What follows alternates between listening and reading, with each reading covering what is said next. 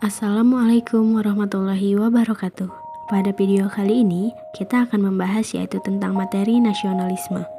Kalian sudah tahu belum apa itu nasionalisme? Yuk kita simak pembahasan berikut ini. Tema yang akan diangkat dalam pembahasan ini adalah kurangnya nasionalisme rakyat terhadap bangsa Indonesia. Pertama, pengertian nasionalisme. Bagi bangsa Indonesia, nasionalisme adalah suatu gerakan kebangsaan yang timbul pada bangsa Indonesia untuk menjadi sebuah bangsa yang merdeka dan berdaulat. Sejak abad 19 dan abad 20, muncul benih-benih nasionalisme pada bangsa Asia Afrika khususnya Indonesia. Nasionalisme berasal dari kata nation yang berarti bangsa.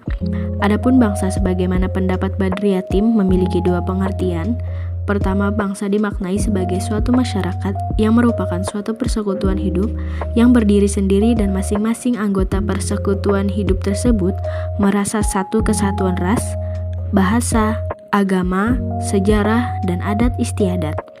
Sedangkan dalam pengertian kedua, bangsa dimaknai sebagai suatu daerah yang sama dan mereka tunduk kepada kedaulatan negaranya sebagai suatu kekuasaan tertinggi keluar dan ke dalam.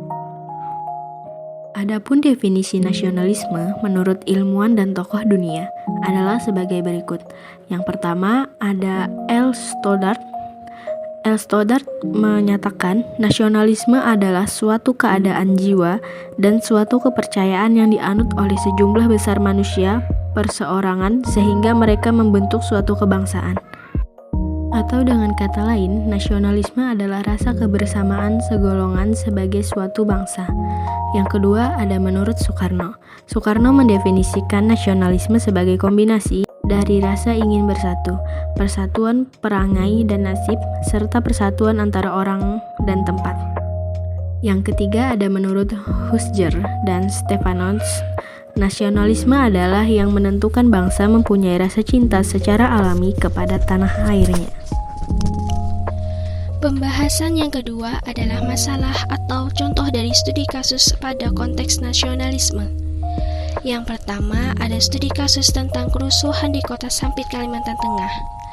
Kerusuhan Sampit yang muncul setelah rezim Soeharto runtuh.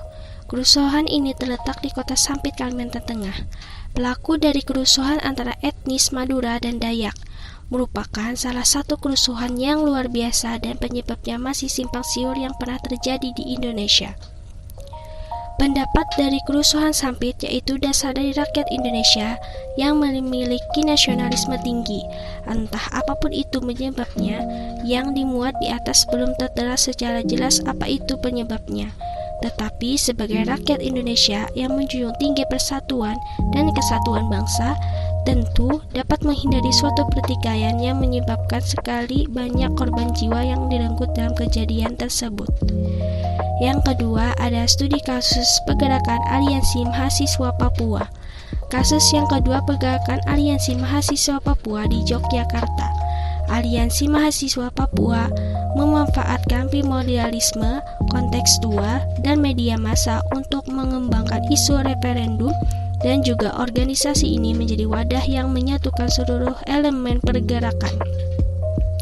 Ia juga menjelaskan bahwa gerakan perjuangan yang melibatkan penyatuan berbagai kelompok yang dibangun oleh mereka seperti sebuah mazhab bersama, selalu menuntut adanya kemampuan kelompok untuk memengaruhi suatu gerakan perlawanan. Ketidakmampuan dalam memperjuangkan ideologinya adalah fakta kekalahannya.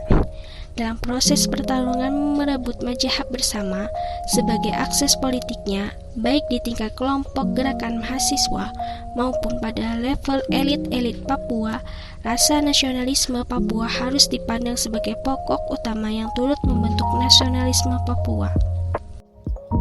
Pembahasan selanjutnya adalah solusi atau penyelesaian masalah dari studi kasus yang telah dibahas. Pada studi kasus yang pertama di kerusuhan Sampit, di saat terjadi konflik, pers seharusnya memberikan informasi yang seimbang, sehat, serta menenangkan suasana, bukannya malah memanas-manasi atau memprovokasi publik untuk ikut memperuncing sebuah konflik.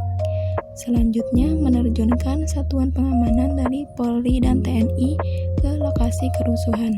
Misalnya, dengan memberikan seruan kepada semua pihak pertikaian, mengadakan evakuasi para korban dan warga Madura ke wilayah tetangga, melakukan patroli dan menempatkan pasukan pada tempat rawan pertikaian, melakukan tindakan persuasif dan preventif terhadap kelompok yang bertikai untuk mengantisipasi berkembangnya kerusuhan yang meluas, seperti mengeluarkan himbauan yang disampaikan media massa dan elektronik, serta mobil keliling secara kontinu. Konflik Sampit ini selesai karena adanya kerendahan hati dari tokoh-tokoh Madura dan Dayak untuk memulai perdamaian antara kedua suku. Apabila di salah satu pihak ada yang melanggar akan dikenakan sanksi hukum. Pada studi kasus yang kedua, yaitu kasus pergerakan Aliansi Mahasiswa Papua. Gerakan ini secara sadar telah membentuk dengan sistematis rasa berbeda dengan Indonesia. Pada akhirnya, konsep kekitaan melalui terminologi kawan dan lawan menjadi semakin kuat pula.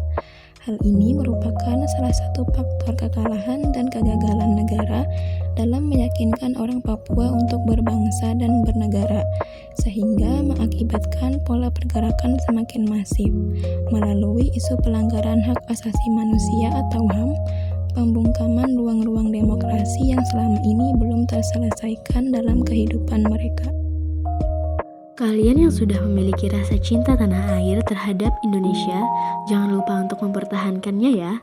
Sebagaimana quotes dari Shirley Anavita Rahmi, walaupun diejek, dihina, dan dicaci maki, maka cukup pegang erat semboyan sakral ini.